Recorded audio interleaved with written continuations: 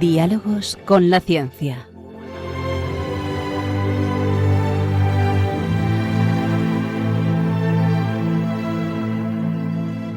Dirigido por Javier Ángel Ramírez.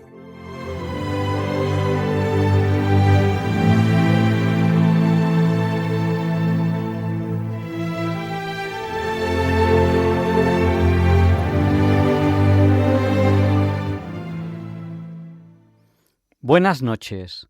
Estamos en Diálogos con la Ciencia, el programa para ti, que sabes que la verdad existe y la buscas. En Radio María, gracias a Dios, todos los viernes en sus 2 primeras horas. Ya saben que transmitimos para todo aquel que quiera escucharnos en España a través de la frecuencia modulada y la televisión digital terrestre. Piensen en esta opción si viajan a un lugar, a lo mejor de vacaciones, y no conocen en ese lugar la frecuencia en Radio María. Pero también nos pueden escuchar desde cualquier lugar del mundo. ¿Cómo? A través de Internet, en la página web www.radiomaria.es o a través de aplicaciones para dispositivos móviles, como Radio María España, o el canal de YouTube Radio María España.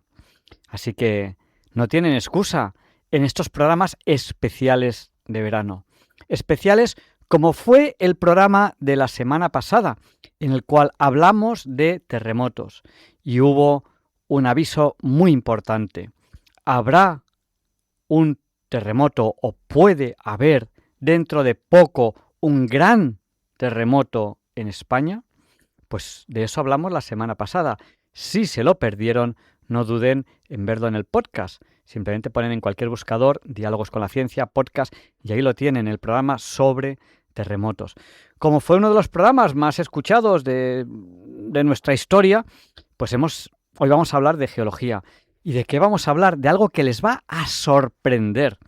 Vamos a hablar de karst geológicos, con una persona que ahora se la voy a presentar, que van a decir, wow, ha cogido una persona de muy alto nivel para hablar de estos karsts. Tendremos la sección de Leonardo Daimiel Pérez de Madrid, que nos acompaña a pensar y sentir. Hoy, con un mensaje que una madre envía a sus amistades tras la muerte de su marido. Sí, hay dolor, es inevitable en una muerte, pero este mensaje es un ejemplo de que, aunque haya dolor, el sufrimiento es opcional.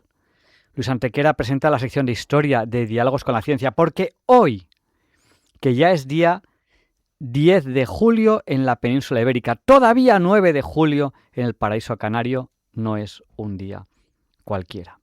Y el profesor José Manuel Amaya presenta la sección de Curiosidades Científicas.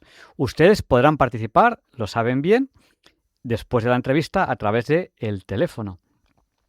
Pero pueden participar en cualquier momento. ¿Cómo? A través del WhatsApp. Nuestro WhatsApp es el del 8.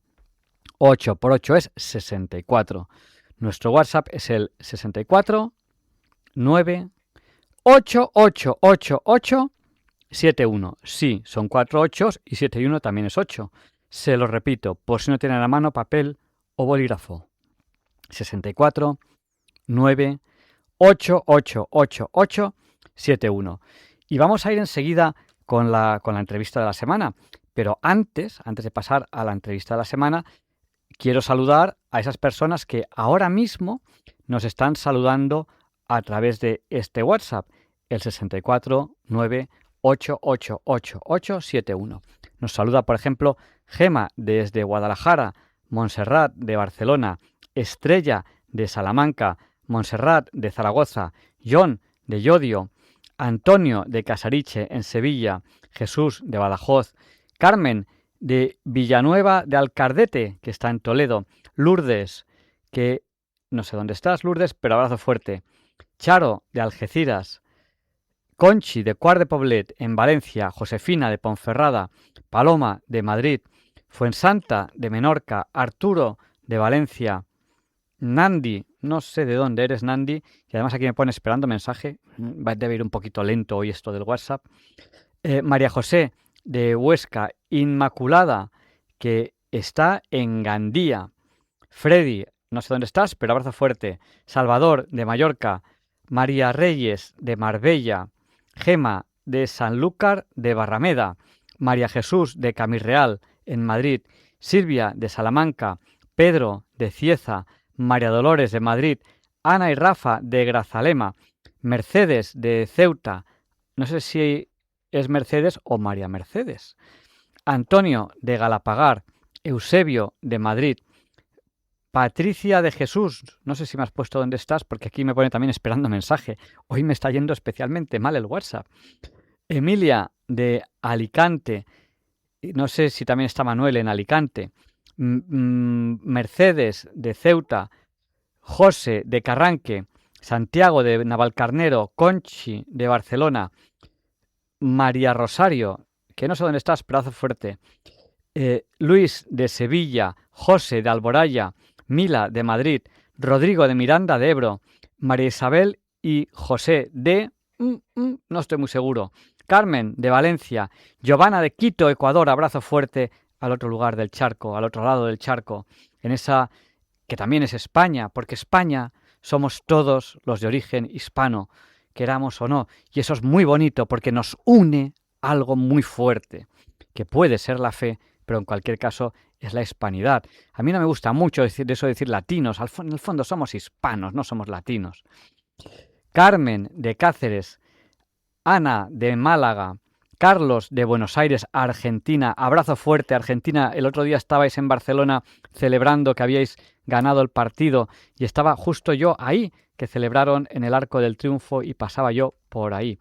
Abrazo fuerte a todos los argentinos. A mí no me gusta mucho el fútbol, pero me gusta que la gente esté contenta.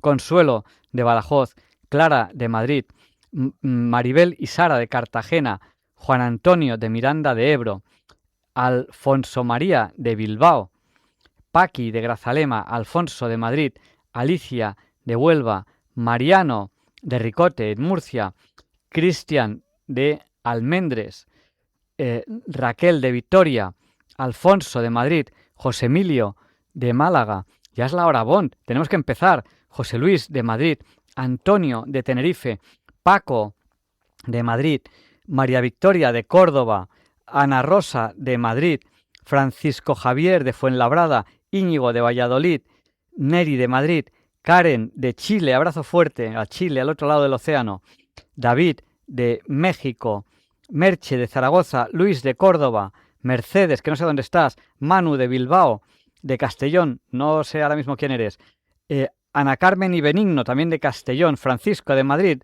de Cartagena, alguien, Juana María, desde Lucena del Puerto, en Huelva, Almeida, no sé muy bien cómo te llamas o tal, Cristina de Santa Cruz de Tenerife, Charo de Las Arenas, Puri, que no sé dónde estás, Esther de Ciruela, Esther de La Palma, Mari de Valencia, Juan José de Guadalajara, José Carlos de Arbores, alguien de Las Palmas, que no sé quién es, Raúl de Laredo, María de Ciudad Real, María Ángeles de su lugar sagrado, reza por nosotros, Cristina de Burgos, Cande de Málaga, Luis Vicente, que está en el Mar Menor, Dori de Granada.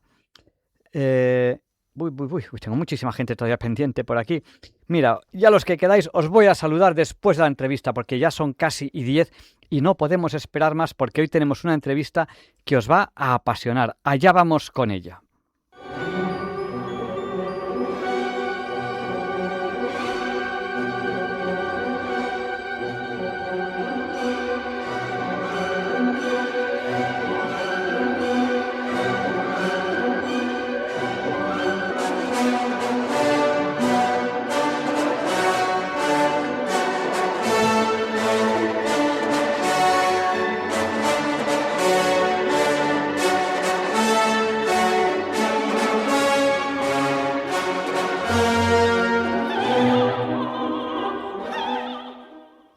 Saben ustedes bien que esta es la sintonía con la que presentamos la entrevista de la semana. Hoy abreviada, porque tenemos muchas cosas de qué hablar. De hecho, no sé si nos va a dar tiempo a hablar de todas ellas. Bueno, la semana pasada hablamos de terremotos y pues encantó el programa que hicimos. Muchísima gente escribió, muchísima gente escuchó el podcast. Fue un programa muy interesante donde planteamos esa duda. ¿Puede haber un gran sismo como el que acaba de haber en Venezuela dentro de poco en España? e intentamos responderlo después del programa. Ah, que alguien no lo escuchó, pues ahí tiene el podcast, que es uno de los programas más escuchados que hemos tenido últimamente, así que se lo recomiendo. Hoy tenemos aquí a Eugenio Sanz. Les va a encantar, les aviso.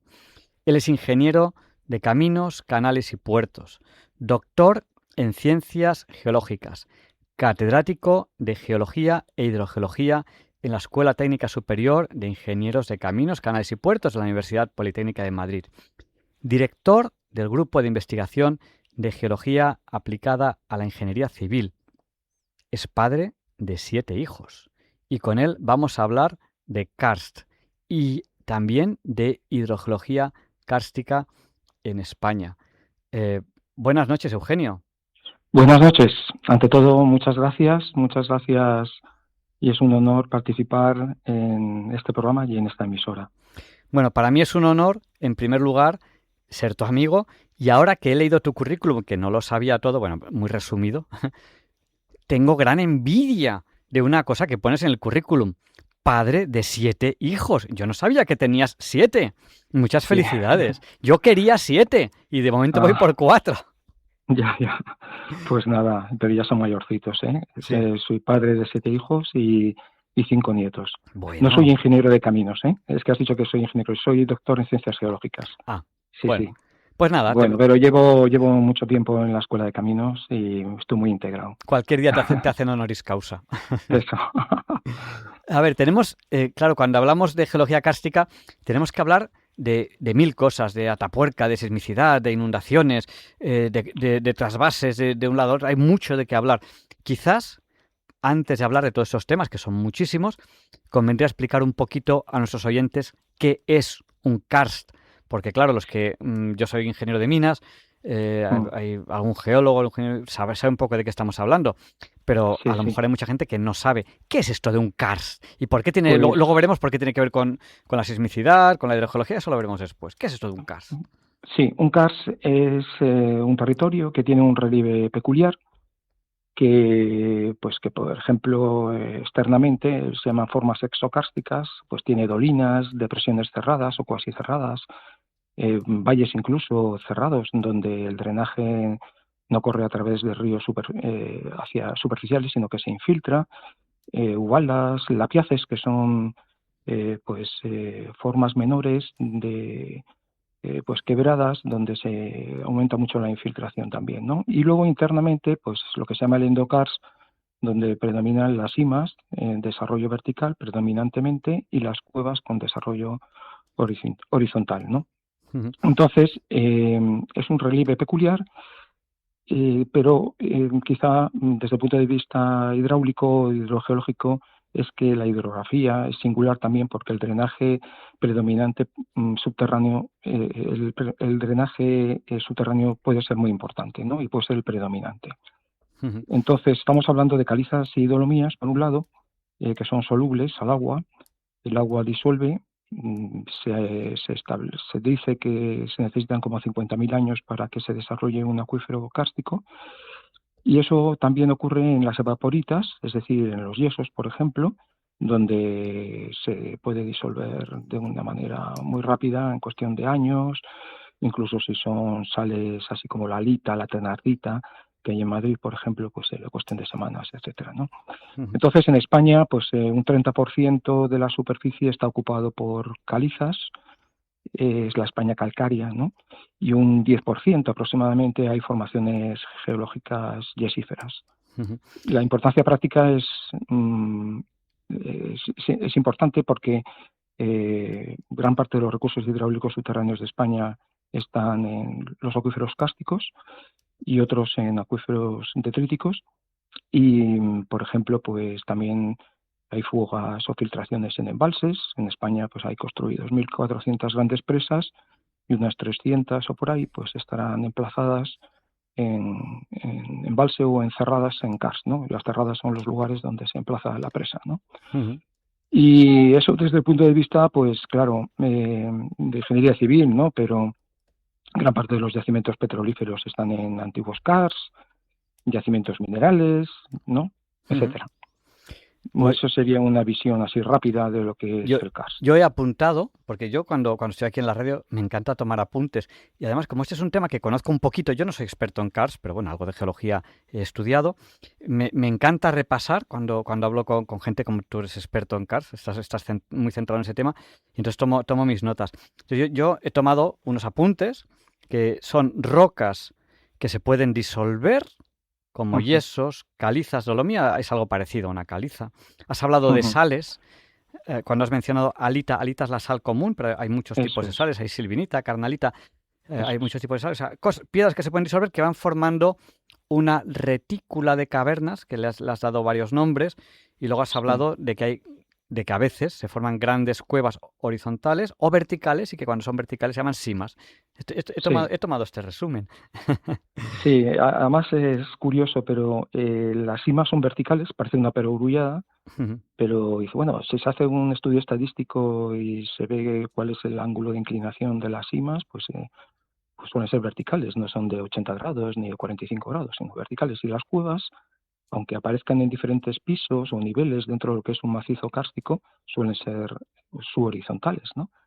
Y eso tiene su porqué también, y es porque las cimas, que suelen estar asociadas a los fondos de las dolinas, que son auténticos embudos captadores de agua, como si fuesen pluviómetros, pues claro, las cimas son verticales porque se desarrollan en la zona no saturada, es decir, desde el suelo hasta donde está el nivel freático, por debajo del cual todo está saturado en agua, todos los huecos están saturados en agua, y lo que predomina es el flujo descendente vertical, la gravedad. Y por eso se produce pues una disolución en la zona no saturada subvertical. Y las cuevas, pues las cuevas, por supuesto que puede haberlas de 45 grados, etcétera, pero predominan las horizontales, ¿no? ¿Y por qué? Pues porque el flujo, la zona hidrodinámicamente más activa dentro de un acuífero kárstico es la que está cerca del nivel freático. Y el nivel freático en los acuíferos cársticos no suelen tener un gradiente hidráulico, una pendiente importante. Y es ahí donde más fluye el agua y claro, la disolución es proporcional al caudal que fluye, ¿no? Aparte de que esté subsaturada el agua. Entonces, digamos que está reflejando la disolución de un tubo que va haciéndose cada vez más ancho y más desarrollado cerca del nivel freático, ¿no? Que es subhorizontal, porque los gradientes hidráulicos no suelen ser muy importantes. Pues esto hay que tomar nota porque esto queda fenomenal explicárselo a un amigo en un bar. Es que Ya. porque yo no tenía ni idea de por qué suelen ser o muy verticales, cimas, o muy horizontales, cuevas. ¿Y por qué será? Sí. Pues nos lo acabas de explicar y la verdad tiene muchísima lógica y nunca se me había ocurrido. Y Bueno, es una generalización, luego hay miles bueno, sí, de claro, variantes pero y suelen ser, ¿no? O sea, suelen ser, suelen ser. exactamente, estadísticamente hablando, sí. Bueno, vamos a... Tengo tantísimas cosas que preguntarte que no sé por dónde empezar, pero hay una que no puedo Sí, dejar de preguntar, que es Atapuerca. ¿Qué me puedes contar de Atapuerca? Porque claro, cuando decimos Atapuerca, hablamos de los primeros grupos humanos que nos están sonando aquí en España, donde hay cosas espectaculares, como es el arte en cuevas y tal. ¿Qué nos puedes contar de esas cuevas de Atapuerca? bueno, el arte sería en Altamira. Perdón, es Atapuerca, verdad, vaya... sí, Pero bueno, había Atapuerca, quedado muy bien, pero bueno, corregimos. Cosas del Atapuerca, directo. Atapuerca, como sabéis, pues es un yacimiento muy importante sobre los homínidos, porque hay gran parte de digamos, de los fósiles están ahí almacenados, ¿no? En un karst. Atapuerca está en Burgos, está a las afueras, poca distancia de Burgos, hacia el este, en lo que es una pequeña sierra alargada en dirección noroeste-suroeste, donde emerge un anticlinal de calizas del Cretácico superior en forma de anticlinal, emerge sobre sedimentos impermeables arcillosos. Si nos retrotraemos hacia atrás, hacia hace 1 millón de años o 500.000 años, algo así, el paisaje nos lo tenemos que imaginar pues más o menos plano, llano, y emergiendo esta pequeña sierra que dominaba sobre las altiplanicies de alrededor.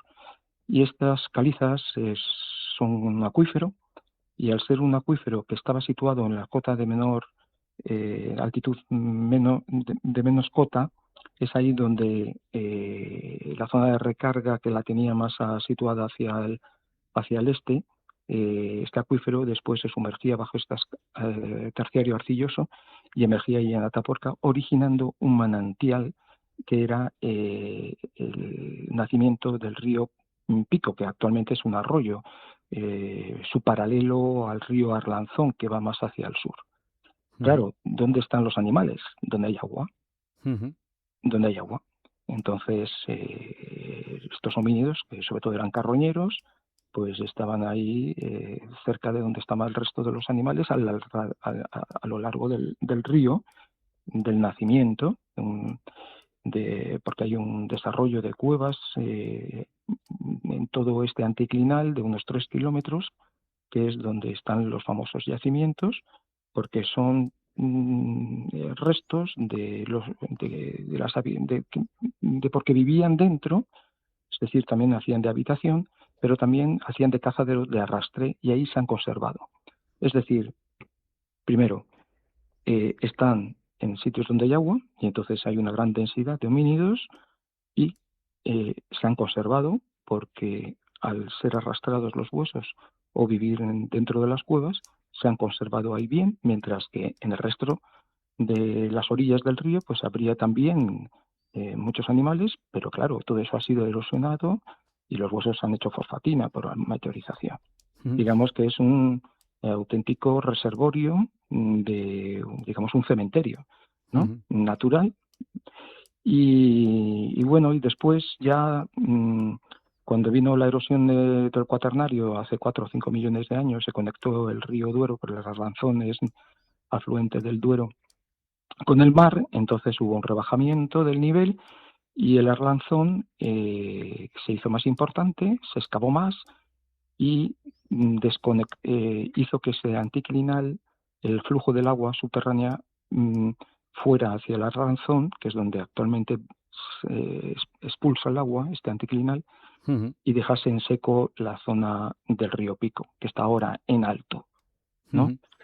Y de hecho, cuando llueve mucho, el nivel freático casi llega a aflorar ahí en las calizas, ¿no? Entonces, este es el origen de Atapuerca, básicamente. No, o sea, está relacionado. Y Altamira, claro, Altamira es mucho más moderno. Altamira ya son hombres, son inteligentes, son Homo sapiens. Estamos hablando, creo que en el 12.000 o 13.000 años. Y bueno, por supuesto que en esas épocas, yo creo que Altamira, por ejemplo, tiene que haber más Altamiras, lo que pasa es que se habrán perdido, porque en la última glaciación el nivel del mar estaba a 150 metros por debajo del nivel actual.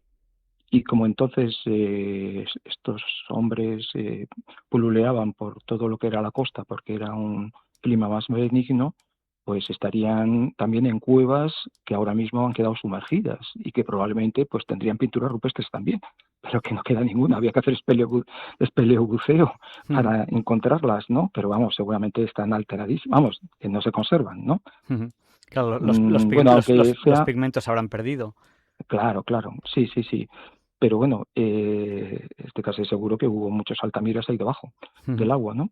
Y nada, yo me acuerdo en el año 1964 o 65, que yo tenía 5 años, esto ya es una cuestión, un recuerdo, una anécdota personal, que era año santo compostelano y fui con mis hermanos, estaban en campamento, yo era el pequeño, y me acuerdo que fuimos en el 600 desde Soria, que veraneábamos en Soria, nosotros somos de Madrid, y fuimos con mis primos, mis tíos y tal. Y entonces Altamira se visitaba, nosotros llegamos los primeros, pero había un cartel donde decía: si quieres visitar Altamira, bájate y fulanito, y que te abrirá las llaves, ¿no? Entonces no había móviles, había que bajar a Santillana del Mar. Yo fui con mi padre, luego subimos al señor, que era un señor con boina, con una llave de 20 centímetros, abrió las puertas como si fuesen del corral de tu bisabuelo o de tu abuelo, ¿no? Y encendiendo las cuevas con una sola bombilla, que no tenía ningún adorno, ¿no? Con con un enchufe de estos de palomitas, digo enchufe de palomilla, Ujú, un interruptor de palomilla, ¿no? ujú, Y yo ahí en hombros de mi padre, pues viendo ahí en primera mano a pocos centímetros, ¿no? Las cuevas de Altamira. Bueno, ujú. lo recuerdo con regocijo. Qué honor. Y, Sí, eso es. y Qué oportunidad, ¿no? sí, qué oportunidad, porque ahora las originales creo que en principio no se pueden visitar. No, claro, es una réplica. Solamente los científicos pueden visitarlas en condiciones. Sí, sí. Pero Bueno, al vamos, lado hay una que se llama la de las estalactitas, ¿no? ujú, Que tiene muchas estalactitas y que y no tiene una cubierta de suelo como la que tiene Altamira. ujú, Altamira se ha conservado también porque tiene en la parte exterior pues como 1 metro de suelo arcilloso que hace de regulador hídrico de las lluvias y mantiene la humedad y hay un flujo de goteo pequeñito y ujú, mantiene pues las pinturas muy bien. Ese es digamos un secreto.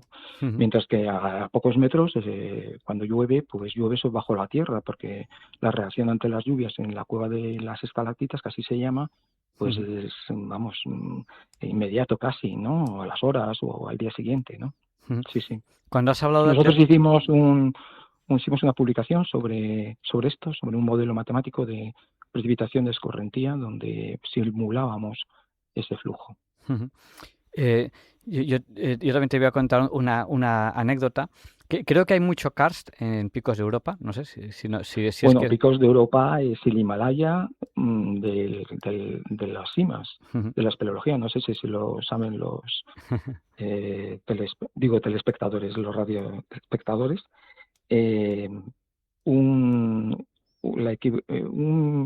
una cima de 1.000 metros equivale a un 8.000 en montañismo. ujú, Y en picos de Europa hay cimas que no solamente son de 1.000 metros de desnivel, sino de 2.000 metros, ujú, porque tienes las cumbres de Caliza allá arriba, en Peñasanta de Castilla, por ejemplo, a 2.600 metros, ujú, y el río Cares a 200 metros sobre el nivel del mar, es decir, que tienes más de 2.000 metros de zona, porque el nivel freático está más o menos enrasado con el río Cares, con lo cual en la zona no saturada pues tienes más de 2.000 metros. Es decir, exploraciones, las exploraciones de estas cimas duran días y semanas, ¿no? ujú, Y a veces no te enteras, ¿no? Te has metido dentro, a lo mejor hay una tromba de agua y tú estás ahí acurrucadito cayéndote agua, ¿no? ujú. Parece que hablo yo como si hubiese hecho espeleología, pero vamos, no soy espeleólogo, ¿eh? Y nada, pues Picos de Europa es el Himalaya Ujú, de la espeleología mundial. ujú. Es una joya mundial, Sí, lo sí. que hay en Kars en Picos de Europa. Yo hice una excursión con mis amigos Adolfo y Julio, que les mando un recuerdo. Si no me están escuchando ya les enviaré el podcast. Y me acuerdo que nos quedamos sin agua en las cantimploras. Y encima Eso es. acababa de comer jamón con no sé qué tenía y una sed que me moría. Y me dicen, no te preocupes, mañana por la tarde llegamos al refugio Verónica y ahí habrá agua. Yo, mañana por la tarde. Era el atardecer de ese día. Yo, mira, yo me voy, dadme todas las cantimploras vacías que yo vuelvo con agua, que para eso he estudiado ingeniería de minas. Y me acuerdo, Ya, pues, ujú, sí, sí, perdón. no, y me acuerdo persiguiendo incluso a cabras, porque yo decía, estas cabras en algún lugar beberán, y al final conseguí el agua. Me costó Pues sí, muchísimo. efectivamente, para los montañeros el agua en Pico de Europa es un problema. Para los que nos están oyendo, pues se sorprenderán. Dice, pues sí, es un sitio que llueve muchísimo, ¿no? A lo mejor pues caen 1.500 litros por metro cuadrado, efectivamente. Pero como todo es un terreno calcáreo lleno de dolinas, de yous, así les llaman, pues no hay fuentes, no hay Ujú, manantiales. ujú, Y entonces o bebes la nieve, si es que hay parches de nieve, o prácticamente no hay agua, ujú, ¿no? Efectivamente, eso es muy clásico en los terrenos cársticos donde hay un déficit hídrico debido a la planta, pues son terrenos pelados, sin vegetación, son terrenos porque al no haber suelo tampoco y estar el afloramiento calcáreo rocoso, pues el agua se te mete dentro y ujú, entonces las raíces de las plantas no llegan hasta esas profundidades, ni muchísimo menos. ujú, Entonces, digamos que hay un déficit hídrico no porque no llueva, sino porque la infiltración es enorme, la recarga es enorme. ujú. Bueno, tenemos muchísimos temas de que hablar. Estamos hablando de Cars, estamos hablando de Cars con Eugenio Sanz. Él es doctor en Ciencias Geológicas, catedrático de Geología e Hidrogeología en la Escuela de Caminos, Canales y Puertos de la Universidad Politécnica de Madrid. Y hablando de CARS, hemos hablado de Atapuerca y de manera indirecta de Altamira. Y me gustaría hablar de muchos temas. ¿Por dónde tiramos ahora? ¿Por sismicidad? ¿Por inundaciones recientes, por ejemplo, como las de Grazalema? ¿Cuál de Sí, esos dos temas, vale. cuál prefieres de estos dos? Luego Pues, tocamos el otro. por ejemplo, Grazalema, Ujú, porque ha sido muy reciente este caso tan interesante y curioso, ujú, donde recordemos que durante enero-febrero de este año, pues se acumularon 3.800 litros por metro cuadrado. ujú, En Madrid, por ejemplo, no llega ni a 500 litros por metro cuadrado. ujú, Entonces, esa Grazalema, lo que es la zona en el Grazalema, eh, en sentido amplio, tiene dos sierras importantes, Grazalema propiamente dicha y otra serie de sierras que están alrededor, calcáreas, de calizas, de dolomías, y la sierra del Íbar, más al sur, que linda con, podríamos decir, con el valle del río Guadiaro. Y estas sierras constituyen acuíferos, el de la Sierra del Íbar, así como los del Grazalema y satélites, pues son acuíferos más o menos libres, donde el nivel freático está presión atmosférica, etcétera. Sin embargo, en Líbar, pues tiene una parte que es exterior, externa, donde recibe el agua de lluvias, la zona de recarga, extraordinariamente importante, un 70% de la lluvia se recarga en un año medio, pero en estos extraordinarios pues todavía más. Y el caso es que ahí hay unos grandes polles, dolinas, etcétera, y la recarga no solamente autóctona, la de la infiltración del agua de lluvia a través de los afloramientos, sino también de los ríos halógenos que van por terrenos impermeables que llegan a estas calizas y se meten en sumideros, como la cima del Republicano o el Hundidero, el Gato, aguas abajo de la presa de Montejaque, ¿no? Pues eso hace aumentar mucho la recarga. ujú, Bueno, entonces, la sismicidad.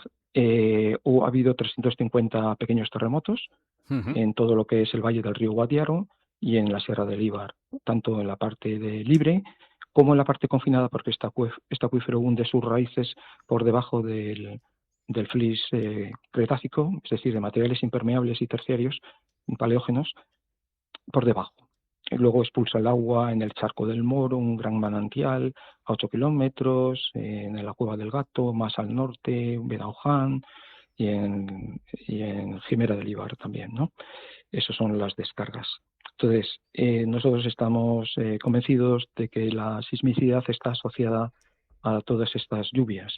ujú, Pero claro, no es una condición suficiente que haya lluvia, sino ni siquiera que haya una alta recarga, sino que esa recarga se traduzca en una alta presión. ujú, Entonces, esto que estamos publicando en varios congresos y tenemos en vías de publicación en revistas, es que eh, en el CARS, en contra de lo que parece aparentemente, tiene muy poca porosidad.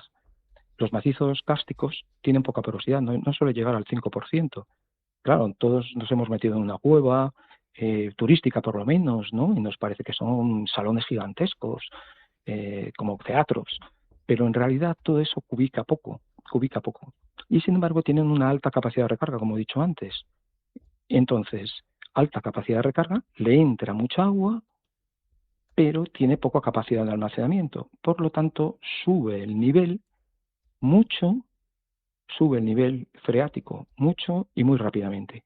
Es todo lo ujú, contrario, por ejemplo, a las gravas. Las gravas tienen un 20% de porosidad, por ejemplo, ujú, tienen una recarga menor, pero tienen tanta capacidad de almacenamiento, tantos huecos de aire, que aunque le metas mucha agua, no sube el nivel ni tanto ni tan rápido. ujú, Entonces, en la Sierra del Íbar ha subido el nivel porque ha aparecido nuevos rebosaderos, troplens, bueno, ha subido el nivel 300 metros, probablemente de media, como ujú, la Torre Eiffel, ujú, 30 atmósferas.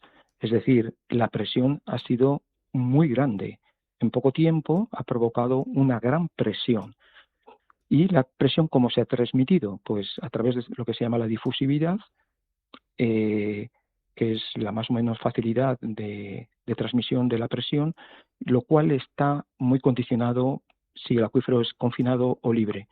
El caso es que en la zona de confinamiento es donde se han producido los terremotos. Y además, si, como parece, probablemente la transmisión de la presión ha sido a través de conductos, es decir, de cuevas que a lo mejor estaban en el aire, que estaban secas, pero que se han quedado sumergidas, pues ha ocurrido que la presión puede ser incluso inmediata, ¿no? Entonces, ha tenido que estar lleno el acuífero para que los diferentes sectores del acuífero que estaban con aguas bajas, con niveles freáticos, no estaban comunicados, aislados unos con otros, pues se hayan comunicado hidráulicamente con todos ellos y se haya podido transmitir la presión desde zonas alejadas, ¿no? Cerca de Grazalema, por ejemplo, a zonas alejadas y de una manera rápida. El desencadenante fue no justo cuando empezaron las lluvias, sino unas semanas después, y sobre todo el desencadenante fue una lluvia de 600 litros por metro cuadrado que cayó en la zona, en Grazalema, por ejemplo, que es donde está el pluviómetro, y aquello fue, digamos, el detonante, ¿no? Y a partir de ahí empezaron los terremotos, que yo creo que son todos terremotos hidráulicos, que han hecho que las diferentes fallas y fracturas que estaban cerca de romperse, pero que todavía no le tocaban, pues esta presión hidráulica les ha facilitado a que se movieran, porque han sido todos terremotos superficiales, etcétera. Lo de Grazalema ha sido distinto. Lo de Grazalema, sin embargo, al ser acuíferos libres, allí no ha habido tantos terremotos, ha subido el nivel freático muy rápido, no hay manantiales permanentes, un efímero pues ha empezado a funcionar, un rebosadero, y después en todo lo que es la cuesta del pueblo pues ha empezado a salir agua, llegando el agua hasta las propias calles del pueblo. Esto ya ocurrió en el año 60 por ahí, pero aquí parece ser que ha sido todavía más. Y el caso es que, bueno, empezó a manar agua pues claro, el nivel freático también ha subido muy rápido, ha atrapado el aire ha salido también como ha podido, tipo órgano, ¿no? Por eso soplaba y oían ruidos, y bueno, y a veces pues como una olla a presión pues ha podido haber explosiones de aire, ¿no? Ha comprimido, ¿no? Pero son cosas menores, etcétera, ¿no? Digamos, el terreno, pero vamos, lo que es que salía agua por todos los lados, ¿no? Es porque es precisamente eso, el nivel freático ha subido pues probablemente unos 300 metros. Bueno, es impresionante porque claro, la semana pasada hablábamos de terremotos que se producen por tectónica, por movimientos de tectónica de placa, y hoy estamos hablando de terremotos que se producen por hidrogeología, o sea, porque se recargan los acuíferos, cogen presión el agua y son terremotos, como has dicho tú, muy superficiales. Es impresionante. Hombre, siempre necesitas el agente tectónico, es decir, lo que rompe es una falla, ¿no? Porque ya es una zona de debilidad, claro. Es decir, la tectónica no desaparece del todo, claro. Sí, pero efectivamente, y luego son terremotos pequeños, ¿no? Terremotos pequeños. A veces también los terremotos producen alteraciones hidrológicas, es decir, manantiales nuevos que aparecen, otros se secan, sí. Bueno, y estamos hablando de CARS con Eugenio Sanz. Él es doctor en Ciencias Geológicas, catedrático de Geología e Hidrogeología. Y es una hipótesis la que vosotros estáis planteando de relacionar estos terremotos con este movimiento, o sea, con este aumento de la presión por el nivel del agua, que es una hipótesis que realmente es muy interesante desde el punto de vista científico. A lo mejor los oyentes dicen, bueno, pues es una curiosidad y tal, no, pero desde el punto de vista científico es una cosa novedosa. O sea, es algo... No del todo novedosa. En Alemania, en Suiza, creo que en Costa Rica también, ya hay referencias y publicaciones de algo parecido, ¿no?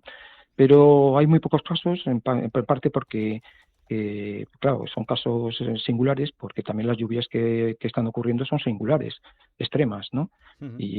Pero es lo que digo, pero siempre se dan en CARS. Es decir, es condición necesaria que ocurra esto cuando hay CARS. Y yo creo que es eso, es la gran carga hidráulica que se crea en el CARS, ¿no? Sí. Hay otro tema también muy interesante, pero no tiene nada que ver con esto, en la hidrogeología cárstica, que lo tenía aquí apuntado en mi pequeña chuleta. Cuenta. Era sobre los trasvases subterráneos naturales de una cuenca a otra, ¿no? Que se suelen dar en los acuíferos kársticos, ¿no? Es que digamos que los grandes manantiales suelen estar asociados a acuíferos kársticos, porque son muy permeables, y luego precisamente porque el nivel del gradiente hidráulico es tan subhorizontal, pues que suele concentrarse en un punto o dos o tres, pero pocos puntos donde descarga un acuífero, ¿no? Cuando el área de recarga de un acuífero está en la cuenca vecina, pero hay un apéndice de ese mismo acuífero que está a cota inferior, a la cota menor, pues aunque el 80% esté recargando en la cuenca del Ebro, pues se va a pasar a la cuenca del Duero, por ejemplo. Y esos son lo que llamamos los trasvases naturales de aguas, donde las divisorias subterráneas pues no coinciden con las superficiales, ¿no? Ahora que hay tanta polémica, o siempre últimamente, ¿no? Los trasvases sí, trasvases no, pues la naturaleza ya los hace sin contar con las fronteras entre países, ni entre los términos municipales, ni provinciales, ni nada. Hay uno espectacular que es el origen del nacimiento del río Garona, que nace en España, en el Valle de Arán, en el Well del Llué. Bueno, no sé si estoy acaparando todo, ¿eh? Si quieres, pregúntame lo que quieras. No. Yo estoy escuchando. Sí, estoy escuchando. Vale. En vez de con los ojos abiertos, con las orejas abiertas, pues estoy interesadísimo aquí con lo que estás contando. Bueno, pues el nacimiento, ya sabéis que los ríos de Francia, Senaló y la Garona, ¿no? El del sur nace en el Valle de Arán, en un gran manantial que se llama Well del Llué, y en Lérida, ¿no? Y este es el origen de este manantial, que es grande, tendrá 1.000 o 2.000 litros por segundo de caudal medio, pues procede de la cuenca cercana del Ebro, mediterránea, por lo tanto, el Garona es atlántica, y que son por las pérdidas que sufre el torrente de deshielo del glaciar del Aneto, de los Montes Malditos, que se mete en una gran torca, no tiene salida, se mete en el forau del Aguayús, en el plano del hospital, ahí a cota 2000, el otro manantial está a la 1600, el sumidero este gigante está a la cota 2000, y atraviesa la divisoria siguiendo pues una cueva desarrollado en el acuífero que pone en conexión la cuenca alta del Ésera, que es afluente del Ebro, ¿no? Con el río Garona, recorriendo 6 o 8 kilómetros. Lo gracioso del tema es que nuestros amables vecinos del norte, los franceses, en un momento dado quisieron derivar el agua del río Segre para hacer un aprovechamiento hidroeléctrico, porque es territorio francés. Y ya se ve que ante una agresión no hay más, entonces hay que enseñar los dientes, ¿no? Y entonces les amenazamos diciendo que nosotros podríamos hacer lo mismo con muy poca obra. Se puede, antes de que se meta el torrente del Aneto, se puede derivar el agua y conectarlo con el río Ésera, ¿no? Y como no se pensaba que fuera así, pues entonces se coloreó con 60 kilos de fluoresceína. Estamos hablando de los años 20-30 del siglo pasado, y apareció coloreado el manantial del Well del Llué, ¿no? Estos son los trasvases de aguas, que en España tenemos bastantes y algunos muy bonitos. Yo a los que nos están oyendo les invitaría a ir a ver el manantial de Voz Mediano, que está en la provincia de Soria, al pie del Moncayo. Apuntamos manantial de Voz Mediano en Soria. Voz Mediano. Sí, porque aunque corre la voz de que es el gran manantial de Europa, el más caudaloso, no es el más caudaloso, porque tiene una caudal medio de 1.100 litros por segundo, pero sin embargo es de los más regulares. Y entonces cualquier visita, ya sea en verano o en invierno, lo vas a ver con caudal superior a 500 litros por segundo, y entonces no te defrauda, porque verás un gran fontarrón de agua, ¿no? Y este manantial pues también procede del otro lado del Moncayo, que es la cuenca del Duero, del río Arabiana, que se mete por sumideros y recorre pues a través de este acuífero kárstico, dando la vuelta, manando pues en el punto de menor cota, que es ahí en el nacimiento del río Keiles, en Voz Mediano. Ujú. que por cierto, pues ahora va a salir un libro editado por la Diputación, cuyo autor principal es Igor Cacho, pero hay un capítulo donde se explica pues las características hidráulicas de este manantial, que es muy, muy singular, ¿no? Entonces, nace en un pequeño valle, y la gente no es tonta. Nuestros antepasados, los agricultores, pues veían que, oye, pues en el otro lado, en Cueva de Ágredas, se está filtrando el agua, y en este pequeño valle nace un manantial que no corresponde a la superficie que tiene nuestra pequeña vaguada, ¿no? Ujú. Y dice, ¿cómo es? Pues esto es que se pierde el agua y que iba a parar aquí, ¿no? Entonces eso alimentó un dicho popular que ha circulado por el Moncayo, que dice: Moncayo traidor, que haces pobre a Castilla y rico a Aragón, porque el Moncayo hace de frontera entre Castilla, Soria y Zaragoza, Aragón, ¿no? Ujú. Moncayo felón, que haces pobre a Castilla y rica a Aragón, es otra variante, y otra un poco más cargadita de tono: Moncayo, que haces pobre a Castilla y rico a Aragón, ¿no? Pues, Pero el nacimiento del río Arlanza, por ejemplo, pues también. El Arlanza es todo lo contrario.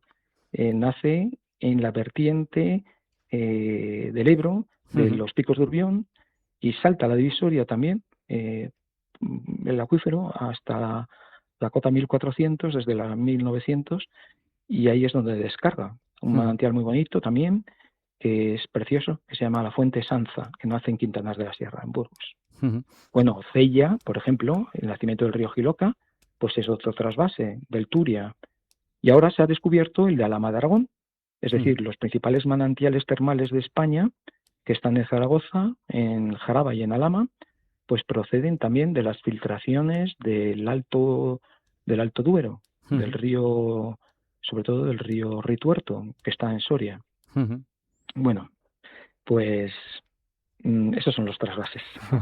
Yo creo que vamos a abrir el micrófono a los oyentes, aunque Ah, nos muy quedan bien. muchísimos temas, pero Sí, yo sí, casi de acuerdo. tenemos que hablar de ellos a lo mejor dentro de un par de semanas, porque hay Ujú. tantísimos temas que me han quedado en el tintero que querría ver, que ya los veremos. Recuerdo a los oyentes, si quieren participar ahora, en directo en el programa, no tarden, porque saben que el tiempo en la radio pasa volando. Tienen que llamar. ¿A qué número? Al 91 005 94 19. Se lo repito, por si no tienen a mano papel o bolígrafo. 91 005 94 19. Y mientras recibimos las primeras llamadas, yo quería preguntarle a Eugenio Sanz, que estamos hablando de CARS, estamos hablando de agua de ríos que desaparecen de un río y van a parar a otro río.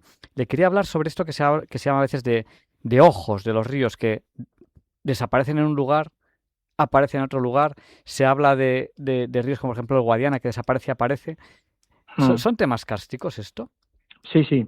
El Guadiana nace en las lagunas de Rudera, que es una altiplanicie, es un rosario de lagunas que están escalonadas, y en forma de cascadas pues caen unas de otras, por eso se llama ruidera, por el ruido que forman las cascadas cuando están en aguas altas, por lo menos, ¿no? Pero el río Guadiana, el niño joven, Guadiana, desaparece en la altiplanicie de una páramo de calizas del Terciario. Desaparece porque desaparece el valle, prácticamente. Vamos, es que desaparece el valle. Y eso pues contribuye a la recarga del este acuífero grandísimo de las tablas de Daimiel, Ujú. que no solamente se alimenta, perdón, de la infiltración del agua de lluvia, sino también de estas pérdidas del río Guadiana, ¿no? Y yo lo conocí de joven en los ojos del Guadiana, que son, bueno, en España hay muchos manantiales, pero cuando el agua nace en zonas más o menos llanas, Ujú.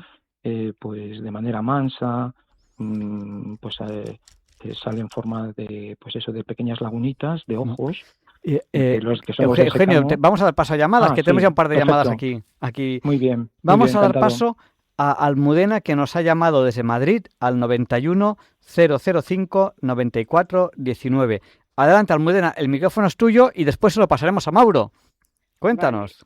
muchas gracias por el programa porque me iba a acostar y justo lo estaba vamos, que he escuchado que hablaban de empezar el programa, de lo del terremoto ya hablaron la semana pasada, yo no lo pude escuchar, que ha sido tremendo, de Venezuela, y que ahí iban a hablar, creía que iban a hablar siguiendo este hilo, pero bueno, que es muy interesante todo lo que están contando, porque yo conozco las tablas de los acuíferos, la alcalina, lo de Daimiel y todo eso. Pero quería preguntar, porque como fue todo tan repentino y tan sorprendente, la teoría del proyecto HART no tiene nada que ver con todos estos cambios. Es que a mí me mandaron fotos de gente que está en Venezuela, tengo amigos que han fallecido, otros se han librado por los pelos, cosas tremendas que me llegaban, y se vieron luces rojas muy raras en el cielo antes del terremoto y luego todo el cielo rojo después del terremoto. Entonces fue tremendo, y esas fotos me las mandaron en el momento, entonces antes y después, y luego o sea, fue horrible, y cosas que gracias a Dios que están surgiendo milagros y están saliendo gente con vida y familias y bebés de otras desgracias, ¿no? De entre, pues después de 11 días, de 13 días, y bueno, pues estamos todos rezando y demás. Entonces a mí me pareció súper sospechoso que en un radio o sea, a mí me mandaron una foto que a la vez se produjo un terremoto de diferentes escalas en toda o sea, en todo un perímetro, en Canadá, en Japón, y el más fuerte fue en Venezuela, que no sé si ha sido provocado, que si tiene que ver con el proyecto Sohar, si no, si me lo pueden aclarar. No sé si yo no sé si Eugenio tiene algo que decir, pero yo lo que te iba a decir es que me envíes la información por email. Sí. Y la analizaremos.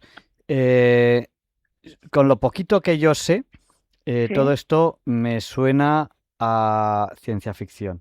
O sea, poder producir un terremoto de grado casi 6 y pico, el ser humano no tiene esa capacidad de ninguna de las maneras. Hombre, con una bomba atómica o algo así, ¿no? Pero, Claro. Ya. sí. Pero el proyecto HART, ¿te han oído hablar de él?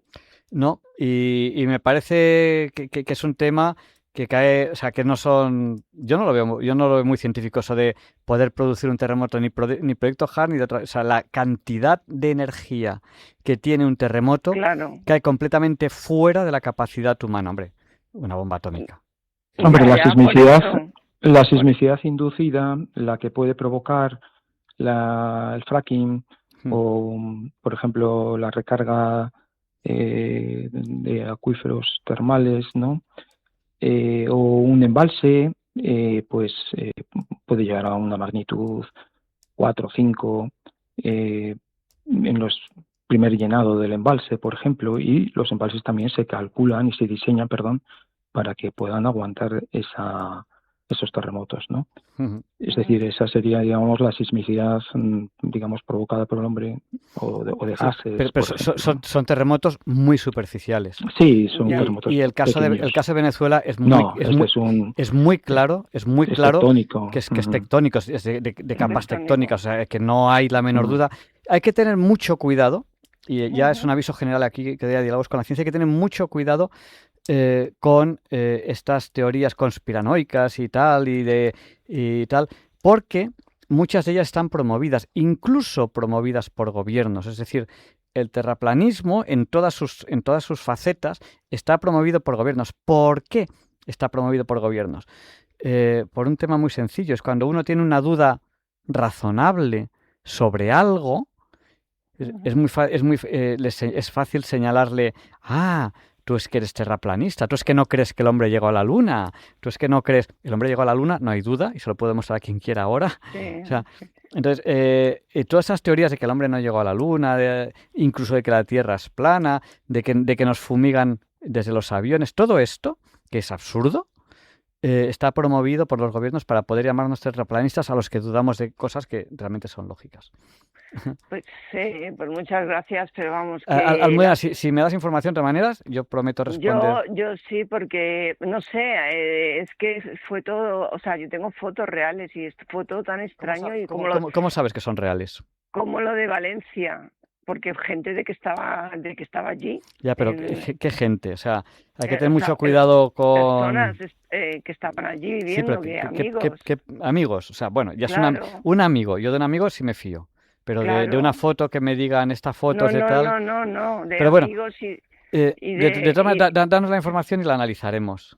Vale, fenomenal, porque yo, claro, porque después de lo de Valencia, que lo tengo tan, o sea, ha sido como revivir Valencia, revivir otras cosas que hemos vivido en España o sea, ha sido tremendo, ¿no? Y entonces, pues era un poco el sentido, yo soy muy racional y entonces me gusta mucho la ciencia y investigo y no me dejo atrapar por ciencia ficción y rollos de esos. Entonces, claro, pues era un poquito al escucharles y como no oí el programa pasado, que ya lo Pues el escucharé. programa pasado lo ponen en Google Podcast Diálogos con la Ciencia, busca la fecha del programa pasado, le va a encantar. Sí, Le va a vale, pues encantar y además se van a ir muchas dudas.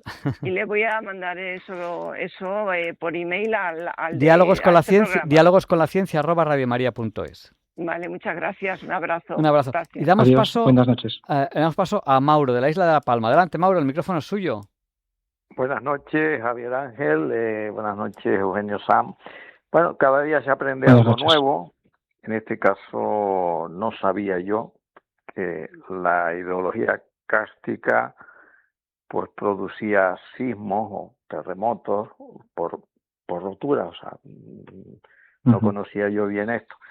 Visto que ahí en la península pues hay terrenos calizos y demás, la pregunta, y como prevención a lo que hemos visto en Venezuela, esa rotura de tantas edificaciones y demás, mi pregunta es si hay que construir una presa, dada la especialidad de ambos, de ingenieros de canales, caminos, o sea, para que me explicara un poco había que crear con ese conocimiento, al crear una presa, infraestructuras civiles inteligentes. ¿Y esto qué supone infraestructura civil inteligente? Esa es la pregunta. Pues le intentamos responder. Lo que ocurre que no sé si ¿qué queremos decir cuando... No sé si Eugenio sabe lo que quiere decir con estructura civil inteligente. No. ¿Qué quiere decir? Pues lo buscaremos y Mauro le intentaremos responder porque, a ver, aquí la cuestión está en que mucha gente le añade una palabra bonita a algo y se inventa un significado. No sé qué ecológico, no sé qué inteligente, no sé qué tal. Y dice, ¿y a qué se está refiriendo? Pues eso es una cosa personal del que se haya inventado. ¿Será el tema de las fugas en embalses? Sí, bueno, yo entiendo que con el conocimiento del terreno, o sea, pues hay una serie de cálculos que van a construir o a diseñar la resistencia de un muro, de una presa. Sí. Pero a ese... No solamente se estudia la resistencia, sin el apoyo, sino también la estanqueidad, es decir, la posibilidad que haya fugas, tanto en el emplazamiento de la presa, la cerrada, como en el embalse, a través de un collado, a través de un acuífero que conecte a un valle adyacente, por ejemplo, o en el mismo valle del río, aguas abajo. Todo eso se tiene en cuenta, ¿eh? Se tiene en cuenta. En España... En este caso, Eugenio, en ese sentido, o sea, entiendo que con la geología, el conocimiento de la geología, de donde se sitúe, en este caso, la presa en cuestión, pues habrá una serie de cálculos para resistencia, fuga, o sea, asentamiento, todo ese tema. O sea, claro. Ahora, cuando tienes diálogos con gente de infraestructuras inteligentes, o sea, sí, yo entiendo que es como cuando uno habla, yo entiendo que es como cuando don Eugenio, ¿nos escuchas? Hola. Yo entiendo que se refiere a como cuando se habla de casas inteligentes, que hay unos sensores, hay unos programas informáticos y toman las decisiones. Entiendo que se refiere a eso. Entiendo yo también que o sea, que a lo mejor hay unos medidores, unos sensores, de que va fallando la resistencia hay unos programas informáticos, hay unos medidores, unos programas informáticos, se puede tomar la decisión de abrir la presa, de cerrar la presa. Yo entiendo que se refiere a eso, estructuras inteligentes, que hay unos sensores, unos medidores, y que hay igual que cuando se habla de casa inteligente. La casa inteligente al final es una casa que tiene unos sensores, unas cosas y toma decisiones. Sacar el toldo cuando hace sol y no hay viento, hay 2 o 3 condiciones, entonces hace una cosa a la casa. Yo O entiendo que previene en ese sentido bien Sí. el apunte que hace Javier Ángel, o en este caso una prevención, un sensor que prevenga una fuga en una Puede presa. ser. A eso es lo que podríamos llamar inteligente, ¿no? Puede ser. Tenemos muy poquitos minutos para dar paso a la siguiente llamada y terminar la entrevista. Gracias, Muy buenas bien. noches. Gracias. Buenas noches. Damos Gracias. paso a la siguiente llamada, que le pedimos que sea muy, muy breve, 1 minuto, y hacemos una conclusión de la entrevista. Me parece que se llama Federico. Te pedimos Muy bien, aquí muchísima brevedad. estoy. Muy bien, ¿puedo hablar? Sí, pero te pedimos brevedad. 1 minuto. Ven, mire, tengo un problema muy difícil. Aquí voy a implicar a todo el mundo. No quiero que la gana y haya paz. Mire, escúcheme. Ayer vi al presidente Trump y más de que era el otro presidente, el señor don Pedro Sánchez. No sé si Sí, era pero una sí. vez. El problema, ¿por qué, como yo lo veo, no digo que sea así, ¿por qué nuestro presidente no quiere trasvase Tajo Segura? Ya está hecho, no El cuesta trasvase. dinero. Bueno, ¿Me ha pues entendido? El Sí. trasvase Tajo Seguro. vale. Eso es bueno para España, no. Y otra cosa, las nucleares son tan peligrosas. Otro ¿Qué día hablamos de nucleares. Hoy hablamos Sí, no, pero escuche, era pregunta, usted la apunte para otro día. ¿Qué pasa con las nucleares? de... Eso es tan importante. No, pues aquí en España hay varias. Eso va otro día, ¿vale? Hoy, ojalá. Trasvase Tajo, perdón, déjame hablar. Trasvase Tajo Segura. A ver. Trasvase Tajo Segura. Habrá en los marineros aquí un poco de agua para que llegue allí. ¿A quién? Murcia, hombre. Le intentamos responder en antena. Muchas gracias. Muchas gracias. Yo le bendiga a todos. Gracias, muchas gracias. Yo creo que sería importante que esas decisiones los políticos las tomasen teniendo en cuenta a los científicos, ¿no? ¿Se necesita el trasvase o no se necesita el trasvase? Yo creo que ahí, más que ideas políticas, las ideas científicas yo creo que sería lo ideal. No sé si nos quiere comentar algo más Eugenio Sanz. Tenemos que terminar la entrevista. ¿Cómo la terminamos? Pues dar las gracias yo. Y quedan muchos temas en el aire. ¿Nos comprometemos a una entrevista en agosto? Muy bien, cuando queráis. Porque nos queda mucho que hablar de Karst. Sí. Yo aquí había puesto una cosa que era los zaoris. Pues sí. Pero bueno, nada. Tenemos que hablar también de los zaoris. Muy bien. Bueno, pues un placer y buenas noches. Y ha sido muy interesante todo. Pues muchísimas gracias y te emplazamos para un programa en agosto. Como gracias a Dios nos vamos a ver pronto, hablamos de esa posibilidad de terminar de hablar de Karst en un programa en agosto. Abrazo fuerte, muchísimas gracias. Adiós, un abrazo. Un abrazo. Y Leonardo de Miel Pérez de Madrid presenta la sección Pensar y Sentir.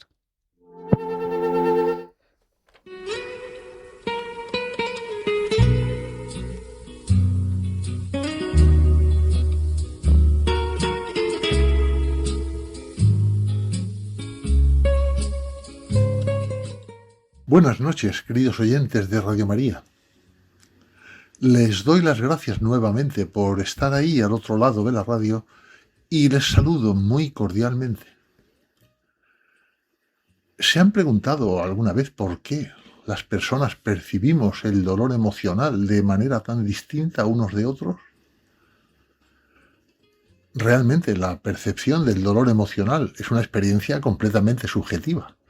Varía notablemente entre las personas, debido a factores como las creencias, el estado afectivo, las experiencias previas, la genética, etc. Y para entender mejor cómo estas variables afectan nuestra capacidad para tolerar y procesar lo que nos sucede, es útil entender la diferencia entre dolor y sufrimiento. El dolor es una respuesta natural e inevitable ante una pérdida, una enfermedad, un golpe físico. El sufrimiento, en cambio, es una capa añadida de malestar psicológico. Nace de nuestra resistencia, de los pensamientos obsesivos y del rechazo a aceptar la realidad. Ya saben, según el dicho popular, el dolor es inevitable, pero el sufrimiento es opcional. Tras esta introducción voy a leer ahora el conmovedor mensaje de fe y gratitud de una mujer con 3 hijos de 2, 5 y 6 años, un mensaje que envía a sus amistades tras la muerte de su marido por un tumor cerebral. Habitualmente les digo el nombre completo del autor o autora de los textos que leo aquí en Pensar y Sentir. Hoy solo puedo decirles que la autora de este escrito se llama Virginia, tal como ella misma indica en el mismo escrito. Dice así: muchísimas gracias a todos por tanto cariño y tantas palabras de consuelo. Estoy con una tristeza indescriptible, pero llena de gozo por saber que Miguel está en el cielo. Y no es un decir, es que lo sé. Y lo sé porque estaba lleno de amor y fe en Dios, demostrándolo en las oraciones diarias y en ofrecer a Dios toda su enfermedad sin ninguna queja. Y así lo hizo. Miguel había sido un poco quejica, pero este año y medio de enfermedad puedo contar con los dedos de la mano las veces que se quejó. Ni siquiera cuando iba perdiendo movilidad y dejaba de andar o de comer solo, o cuando se caía al suelo por no poder moverse con soltura. Para mí, ver su enfermedad y su muerte me ha dejado el listón muy alto. Recuerdo hace unas 3 semanas, cuando hablaba mal, pero todavía podía hacerlo, me puso la mano en su corazón y me dijo: Virginia, ¿notas qué tranquilo estoy? Ojalá todo el que muera pueda hacerlo tan tranquilo como yo. O cuando le dieron la unción de los enfermos, me señaló el cielo con su dedo y me dijo: nos vemos ahí arriba. Tenía mucha paz. Una hora antes de morir, volvió a recibir la unción de los enfermos y la indulgencia plenaria. Así es que sé que se fue al cielo como un cohete. Para mí, este mes en el hospital ha sido un regalo, porque estando ahí, en la cama, junto a él, cogiéndole de la mano día y noche, fue algo muy especial para mí. Era consciente de que incluso esos días aparentemente tristes los echaría de menos. Y vaya que si los echo. Pero es tan poderoso saber que tengo a mi marido, a mi mejor amigo, a mi compañero, a otra mitad en el cielo, que solo puedo dar gracias a Dios por esta enfermedad, por este tiempo junto a Él. Tiempo de poder hablar, de poder rezar, de poder despedirnos. Para nosotros ha sido una bendición. Y es que sin esta enfermedad, Miguel no hubiera tenido esa experiencia divina del amor de Dios el día 29 de agosto del año 24, día en el que le diagnosticaron el tumor cerebral.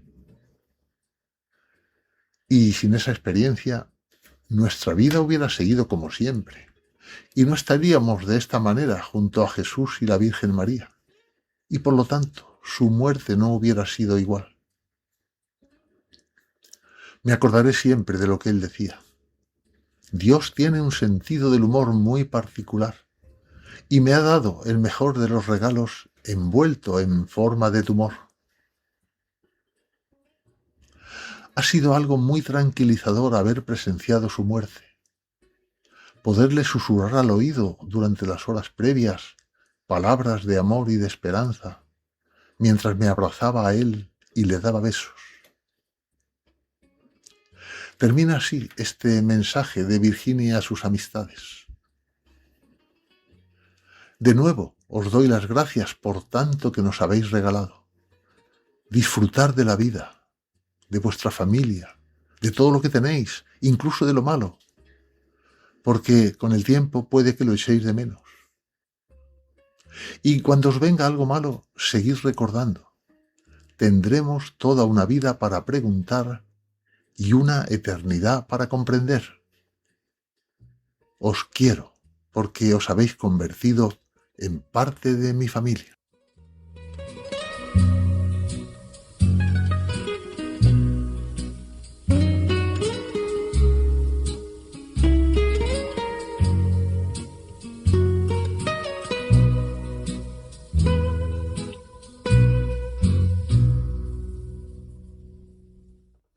Y Luis Antequera nos explica por qué hoy no es un día cualquiera.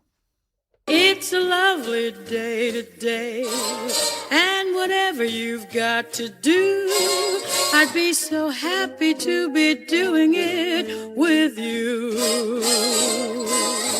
But if you've got something that must be done, and it can only be done by one, there is nothing more to say, except it's a lovely day for saying it's a lovely day.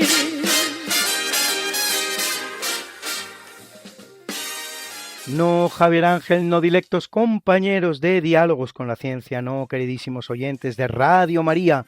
Claro que no es un día cualquiera, ningún día es un día cualquiera, y este 10 de julio que nos disponemos a comenzar ahora mismo, tampoco, porque en fecha tal pero del año 48 a.C., en los territorios de la actual Albania, tiene lugar la batalla de Dyrraquio, en la que Cneo Pompeyo derrota a Julio César, aunque desaprovecha la oportunidad de aniquilarlo y acabar con la guerra civil que sostienen y que luego terminará perdiendo, lo que una vez más demuestra que ganar una batalla no es ganar la guerra.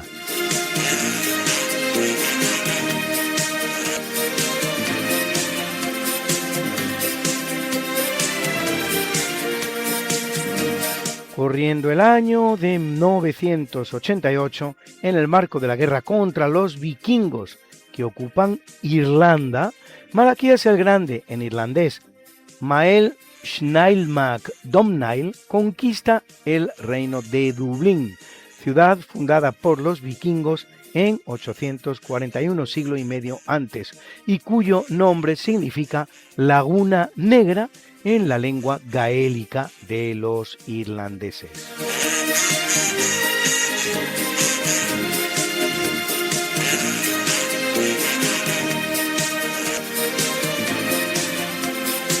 En el año 1212, en el barrio de Southwark, se inicia un terrible incendio que arrasa más de la mitad de la ciudad de Londres. Londres es entonces una ciudad de 50.000 habitantes, de los que, según parece, morirán unos 3.000. No es, sin embargo, el único gran incendio que asuela a la capital inglesa a lo largo de su historia, pues en 1666 se producirá otro de terribles dimensiones, el cual va a destruir en esta ocasión el 80% de la ciudad.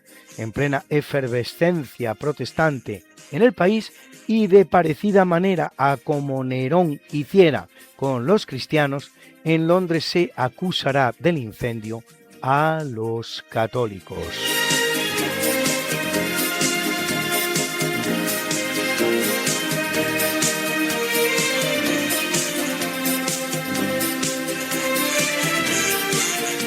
En el capítulo siempre fecundo de la conquista, colonización y evangelización de América por los españoles, que va a permitir a los indígenas americanos el tránsito del Neolítico al Renacimiento en apenas 2 generaciones, un tránsito que a los europeos había costado 7.000 enteros años, es una fecha de ingrato recuerdo y particularmente propicia a los ataques piratas, pues en 1555 en la isla Juana, la actual Cuba, el corsario francés Jacques Desor, con unos 500 hombres, realiza un devastador ataque contra La Habana.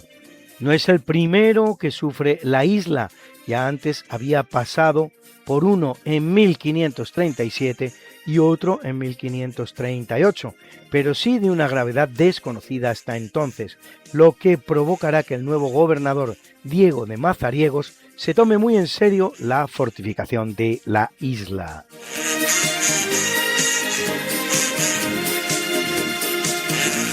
y en 1668 es el pirata galés Henry Morgan el que entra en la ciudad de Portobelo, en Panamá, y como con anterioridad, en Cuba la devasta.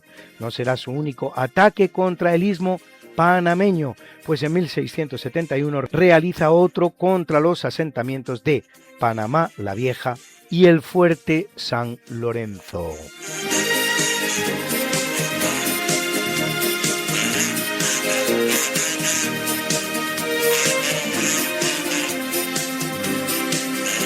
Corriendo el año de 1810, en el marco de la francesada y tras larga y heroica resistencia de sus habitantes, las tropas gabachas del general Pierre Bast incendian la bella ciudad soriana de Almazán, defendida por 1.500 hombres al mando del cura Merino. Este fracaso del cura Merino no será óbice para que menos de 2 años después el mismo cura Merino sea capaz de propinar al ejército francés una tremenda derrota en Hontoria de Valdearados, donde apresa a los 600 hombres del batallón polaco que acompañaba a las tropas napoleónicas en España.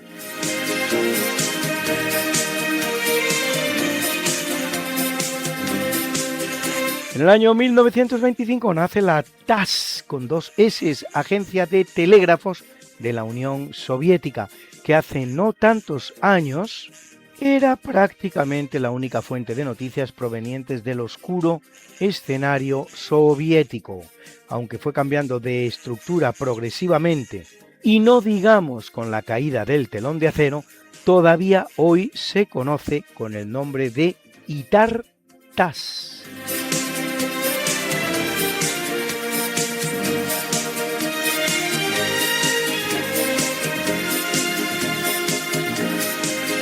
En 1940, en el marco de la Segunda Guerra Mundial, la Luftwaffe alemana inicia una serie de ataques en la costa sudeste de Inglaterra, dando inicio a la que la historia conoce como la Batalla de Inglaterra, la cual debería completarse después con la llamada Operación León Marino para la ocupación militar de Inglaterra, una ocupación que, como se sabe, no llegó a producirse. Se suele decir que la batalla de Inglaterra dura hasta el 31 de octubre de 1940, algo menos de 3 meses, con un balance de 1.733 aeronaves, perdidas por los alemanes 1.733 y 915 por los británicos.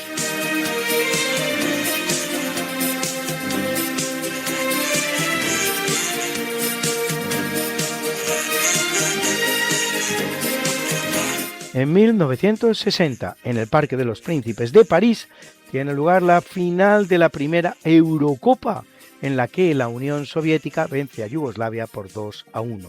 Un torneo que ha conocido ya 17 ediciones y cuyos mejores exponentes son precisamente los españoles, con 4 campeonatos, seguidos de Alemania con 3 y de Francia e Italia con 2. Curiosamente, Inglaterra no ha ganado nunca la Eurocopa.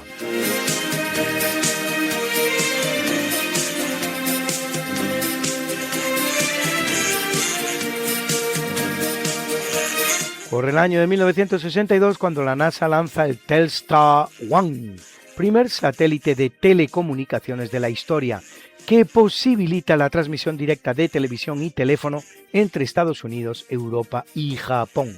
La primera transmisión televisiva en directo la realizará el 23 de julio, esto es, solo 13 días después de lanzado al espacio. Se trata, en realidad, de una esfera de 80 kilos de peso. ¿A que se lo habían imaginado ustedes muchísimo más grande?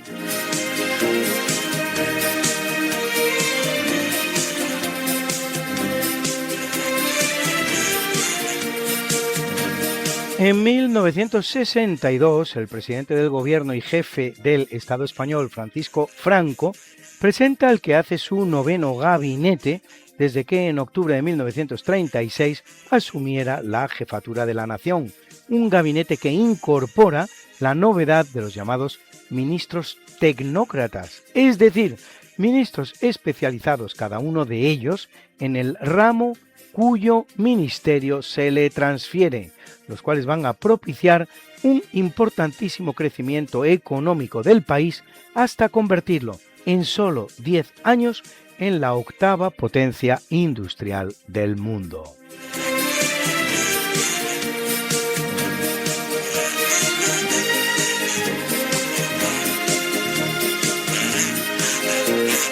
En el año 1967, Nueva Zelanda adopta, diríamos por fin, el sistema métrico decimal. España lo había hecho en 1849, más de un siglo antes, amén de que con los trabajos de Jorge Juan y Gabriel Ciscar para determinar la medición del meridiano terrestre, había contribuido al cálculo de lo que luego sería el metro, definido, como se sabe, como la 10.000.000ª parte del cuadrante del meridiano terrestre. Actualmente, solo 3 países no han adoptado todavía el sistema métrico decimal. El primero de ellos, Liberia. El segundo, Birmania. Y el tercero, Estados Unidos.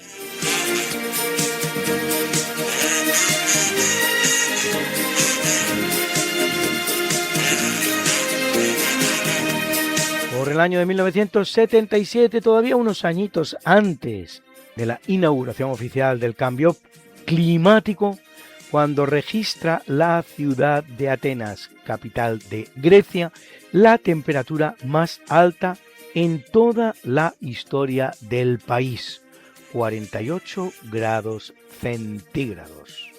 Que pueden ustedes imaginarse con la humedad de la ciudad en qué quedaría la llamada sensación térmica.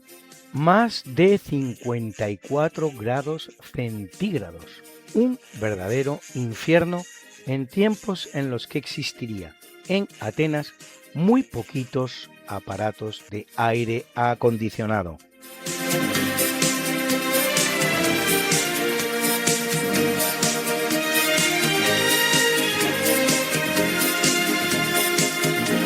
En el año 1985, en la bahía de Auckland, en Nueva Zelanda, y mediante la colocación de 2 explosivos bajo el casco del barco, los servicios secretos franceses hunden el Rainbow Warrior, buque insignia de la ONG Greenpeace, el cual hacía campaña contra los ensayos nucleares franceses en el atolón de Mururoa.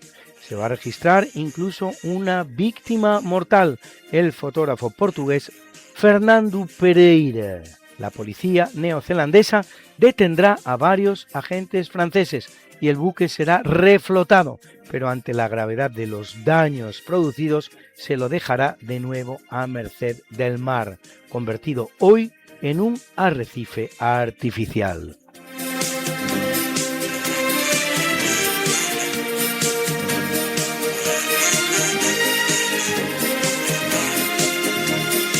En 1997, en Ermua, la cobarde banda de forajidos conocida como ETA secuestra a Miguel Ángel Blanco, concejal del Partido Popular en la ciudad vasca de Ermua, al que matará de un tiro en la cabeza al día siguiente, después de exigir al gobierno el inmediato acercamiento de presos al País Vasco.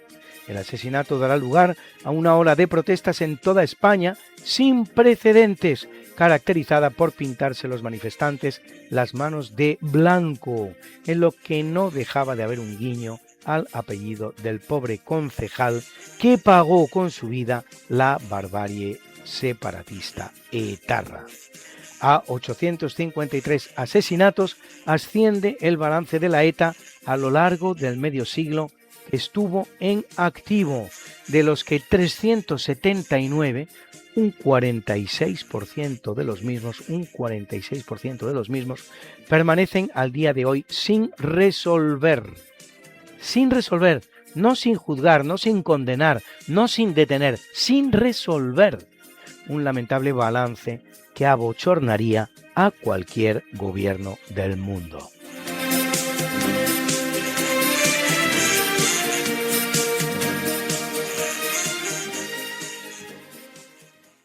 Bruna, Bruna. nació María y está en la cuna, nació de día, tendrá fortuna. Bordará la madre su vestido largo y entrará a la fiesta con un traje blanco y será la reina cuando María cumpla 15 años.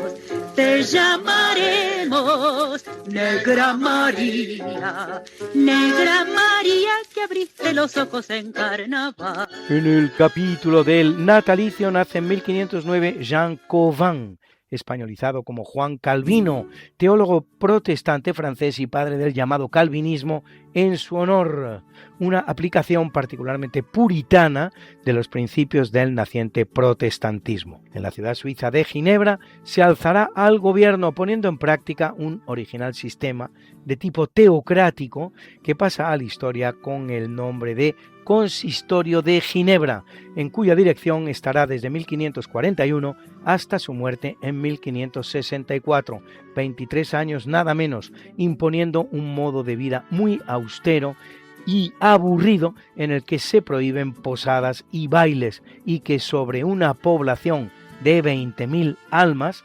ejecuta 68 condenas a muerte en la hoguera por herejía, entre las cuales la del descubridor de la circulación de la sangre, el gran sabio español Miguel de Servet.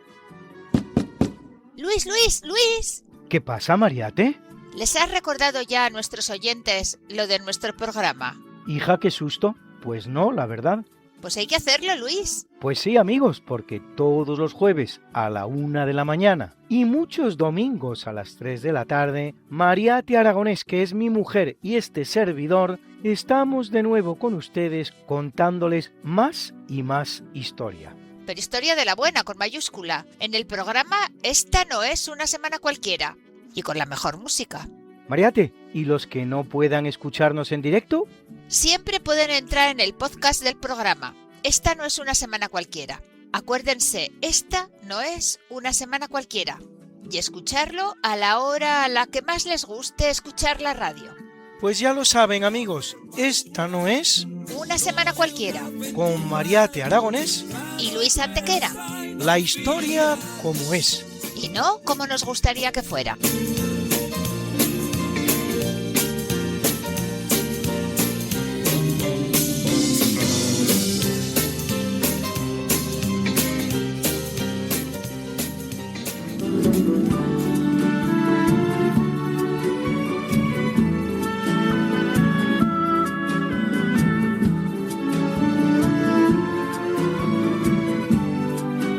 Y hoy dos grandes mujeres en el mundo de la ciencia, porque en 1724 nace Eva Ekeblad, agrónoma y científica sueca que descubre un método para obtener harina y alcohol utilizando la patata, primera integrante femenina de la Real Academia de las Ciencias de Suecia.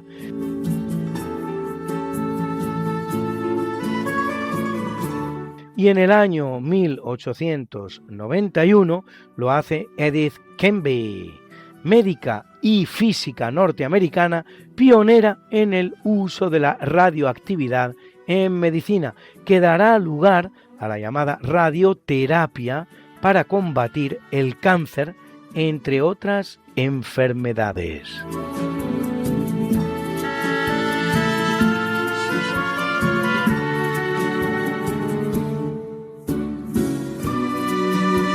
En el año 1830, de madre criolla de origen dominicano y padre francés de religión judía y probablemente español, también nace en las Islas Vírgenes, pertenecientes entonces a Dinamarca, Camille Pissarro, uno de los grandes pintores impresionistas junto con Monet, Degas, Van Gogh, Renoir y otros. En España, en el Museo Thyssen-Bornemisza, se puede contemplar su obra Rue Saint-Honoré, Por la tarde, efecto de lluvia.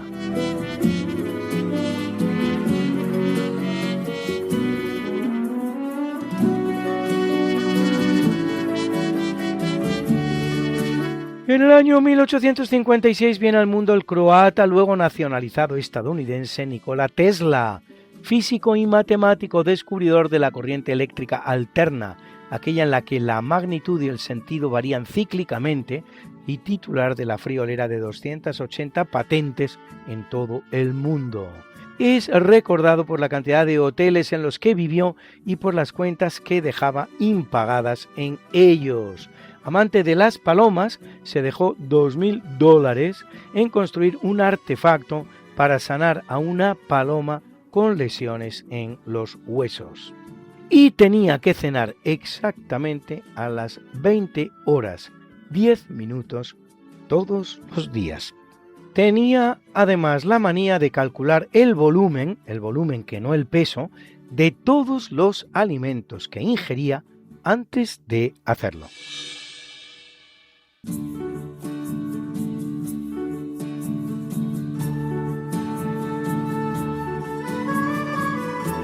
Y 2 premios Nobel hoy, porque en 1902 nace el alemán Kurt Alda, Nobel de Química en 1950 por sus trabajos sobre síntesis de compuestos orgánicos.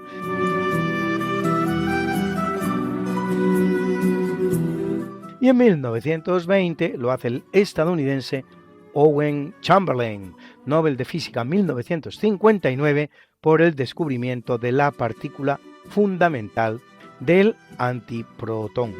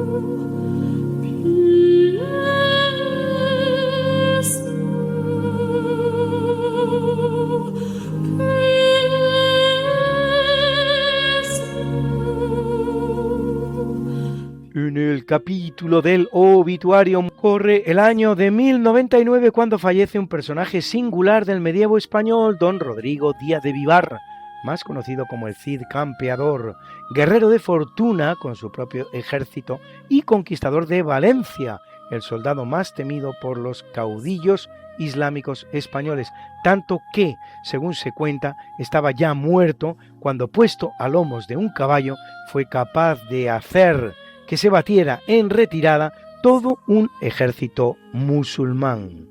Rodrigo conquistó Valencia en 1094, quedando bajo el gobierno de su viuda cuando muere en 1099, hasta que 3 años después, en 1102, la ciudad es recuperada por los moros y ya hasta 1238, en que Jaime I de Aragón, llamado el Conquistador, la recupera definitivamente para el cristianismo.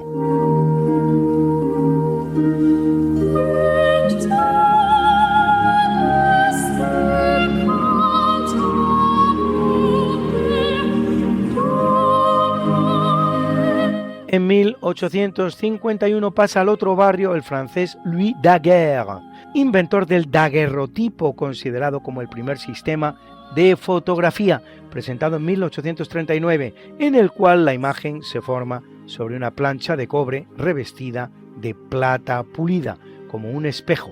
Utilizado para retratos, requería de tiempos prolongados de exposición, durante los cuales el modelo o la modelo debía mantenerse en completa y total quietud. Durante una década, hasta 1850, fue el único sistema de fotografía.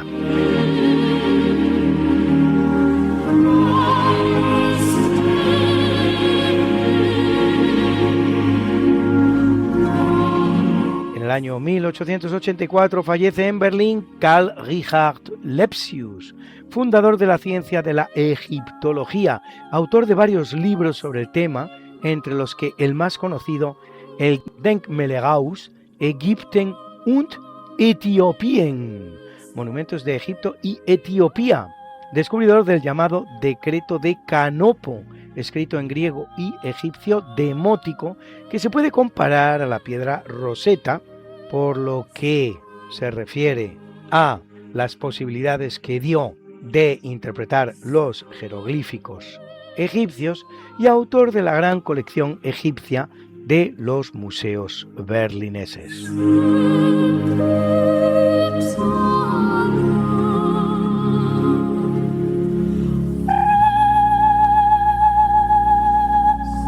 En 1910 el que muere es Johann Gottfried Galle, astrónomo alemán que descubre Neptuno a partir de los cálculos matemáticos en relación con las fuerzas imperantes en el universo que había realizado previamente el francés Urbain Le Verrier, un planeta que por lo tanto es descubierto antes por las matemáticas que por la astronomía. Lo que no es tan extraño, pues las matemáticas son capaces de pronosticar la existencia de un cúmulo de masa sin cuya existencia no serían posibles determinados equilibrios. No solo esto, sino que curiosamente se puede decir también que Neptuno fue descubierto antes por deducción que por inducción, antes mediante el método deductivo de investigación que mediante el método inductivo de investigación.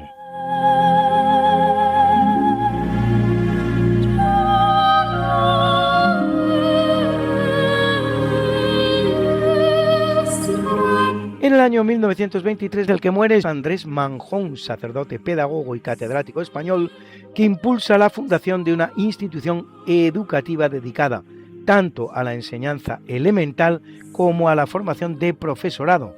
Son las escuelas del Ave María. Desde el año 2020 tiene abierto un proceso de beatificación en el seno de la Iglesia Católica.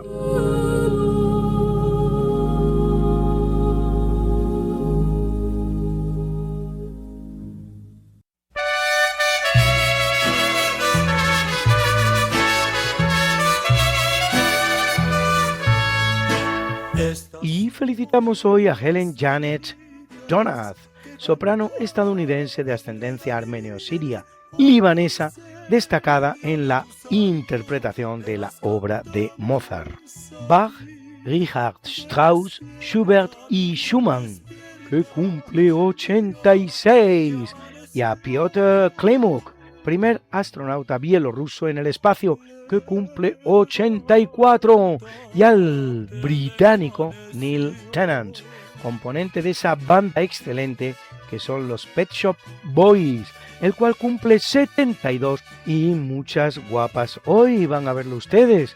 Primero, Sofía Vergara, modelo colombiana considerada una de las mejores actrices cómicas de la televisión estadounidense, que cumple 54. Y la actriz española María José Cantudo, musa de la transición, que cumple 75. Y la bellísima peruana Majú Mantilla, Miss Mundo 1984, hoy presentadora de televisión, que cumple 42. Hoy por ser día de tu santo te venimos a cantar.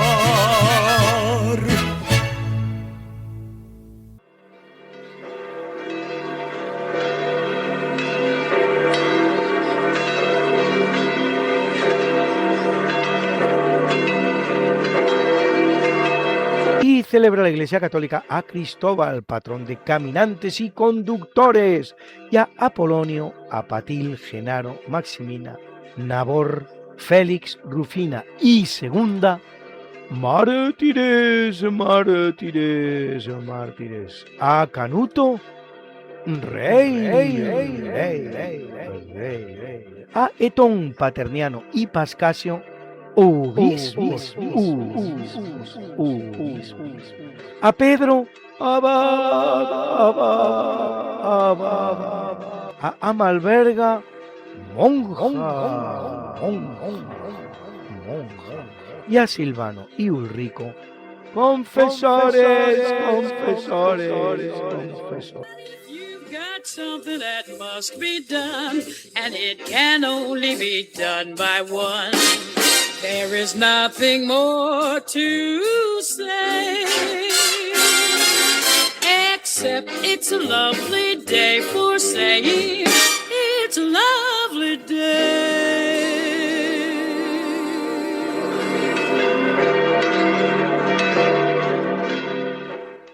Muchas gracias, Luis, por habernos explicado por qué hoy no es un día cualquiera. Y a continuación, el profesor José Manuel Amaya presenta la sección de curiosidades científicas. Buenas noches, señoras y señores. Soy José Manuel Amaya García de la Escosura y doctor ingeniero agrónomo y profesor emérito de la Universidad Politécnica de Madrid. El otro día tuve la gran satisfacción de hablarles a ustedes nada más y nada menos que de un filósofo destacadísimo y que todavía se le tiene en cuenta por las cosas que dedujo. Y me refiero a Pitágoras, nacido en la isla de Samos, de la Magna Grecia. Cuando yo empiezo un tema, me gusta siempre seguirlo y terminarlo. Entonces, como el otro día dije cosas importantes de este gran filósofo de la historia, pues quiero seguir diciendo cosas porque tiene muchas más cosas importantes este gran filósofo. Normalmente en las ciudades griegas en la antigüedad estaban gobernadas por personajes muy duros y, en definitiva, podemos decir por tiranos, que si no se hacía lo que ellos decían, pues podían ocurrir cosas muy desagradables. Y entonces aquí, en el caso de Pitágoras, tenemos el tirano correspondiente llamado Polícrates. Y resulta que Polícrates tenía una amistad con el faraón de Egipto. Y como resulta que Pitágoras empezó a tener, en fin, consideración de su disponibilidad intelectual muy considerable, pues entonces Polícrates le ofreció darle una carta para que se marchara a Egipto y se la entregara al faraón, y que el faraón lo destinara al lugar oportuno para incrementar sus conocimientos. Y como así fue, porque además en Egipto tenía ya fama de que había personajes importantes convertidos en muy buenos científicos. Entonces Polícrates le dio la carta a Pitágoras y efectivamente se marchó a Egipto y la entregó al faraón, que al leer lo que Polícrates le comunicaba, le dio toda clases de facilidades a Pitágoras para que incrementara su formación.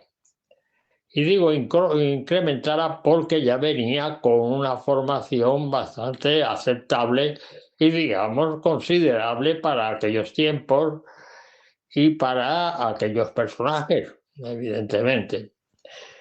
Y entonces el faraón lo destinó a una reunión de personajes de tipo religioso, porque los grandes conocimientos egipcios estaban en manos de personajes religiosos. De manera que entonces Pitágoras ingresó en uno de estos especies de seminarios y ahí se le ofrecieron toda clase de facilidades para su formación, evidentemente, y así fue. Estuvo el tiempo más que suficiente para ir incrementando sus conocimientos hasta que creyó tener lo suficiente para poder ya actuar fuera de ese recinto, como así fue, evidentemente.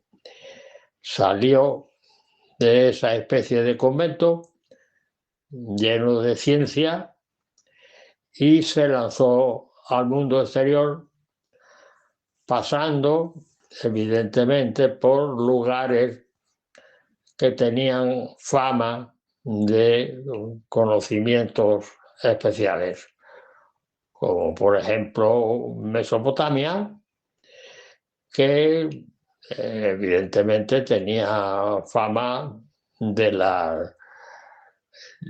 conocimiento del cielo y por lo tanto el conocimiento de las estrellas, la astronomía.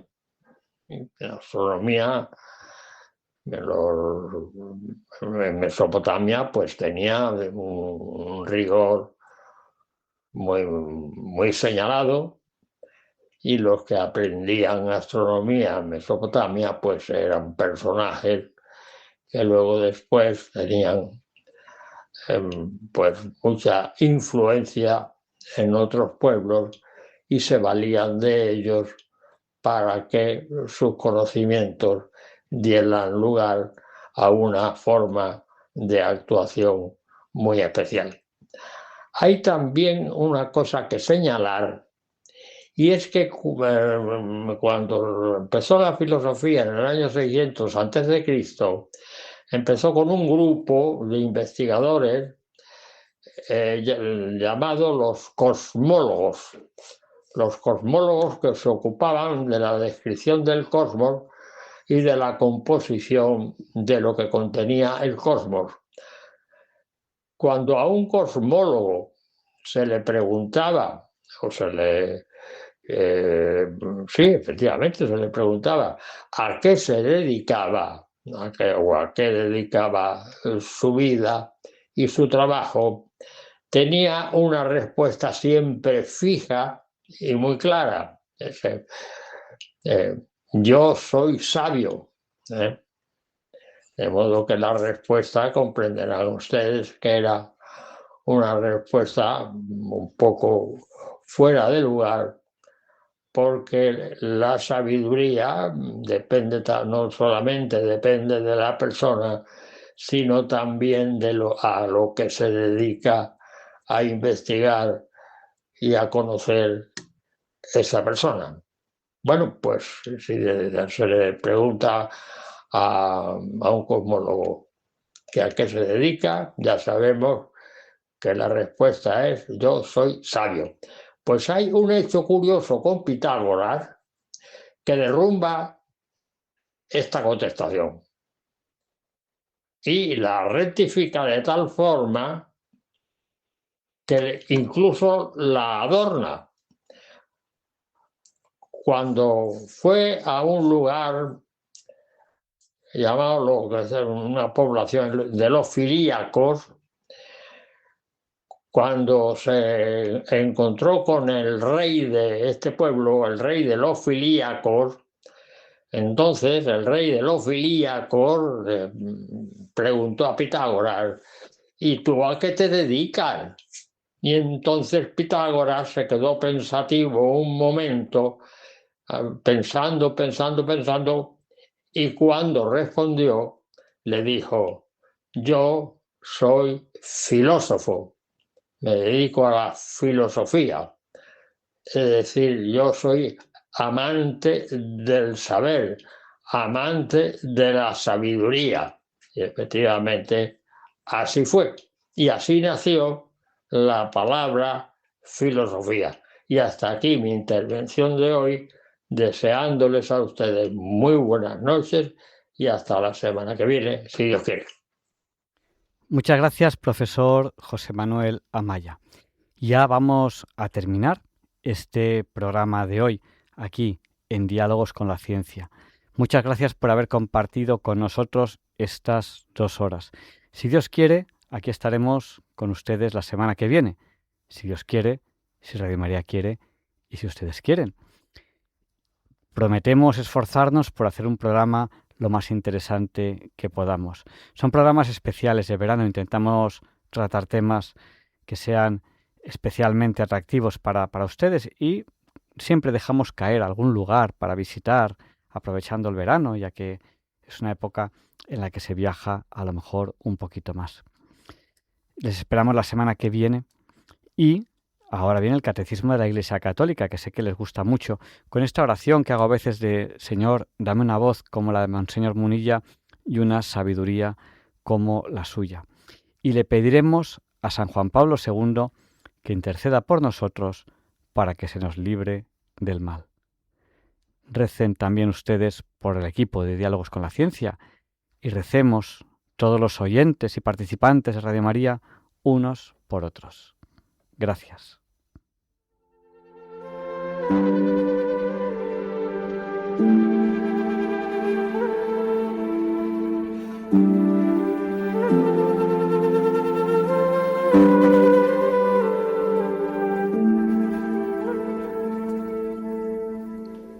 Y así concluye en Radio María el programa Diálogos con la Ciencia, dirigido por Javier Ángel Ramírez.